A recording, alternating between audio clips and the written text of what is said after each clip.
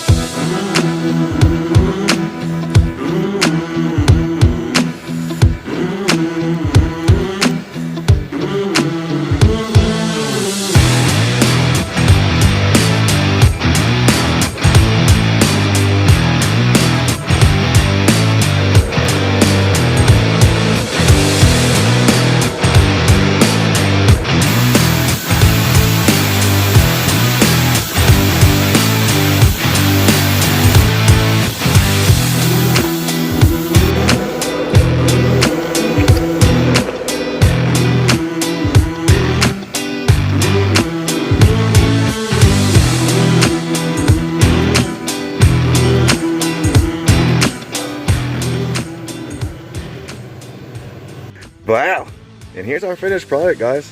Now, I can't thank Jesse enough for doing this for me. He did some badass work, and he basically just did this for just some bicycle parts I traded him. But end result, obviously here's our filler neck. On the bottom here, we got our fuel supply. Up on top here, I got a fuel return for, a potential electric fuel pump later in life. And on this side, I'm just going to connect a piece of clear line with some 90s right here, and that's going to be my fuel gauge. And then in theory, when I'm down to that low, I'll probably have, maybe a gallon left, so maybe 7 miles. So I know if I don't see any fuel in this line, I probably got maybe 10 miles left to go. And as far as the top, man, you just cap that back off. Now, how cool is that, man? I'm so stoked. In all honesty, it's probably done too well. It looks almost too nice for the truck, but I am so stoked about that, man. That was one of the biggest pieces of this puzzle left to get this truck done and on the road. And like I said in the previous video, we're pretty much done to rebuilding this rear end. I want to go with an aftermarket radiator because this is just one that was donated to me.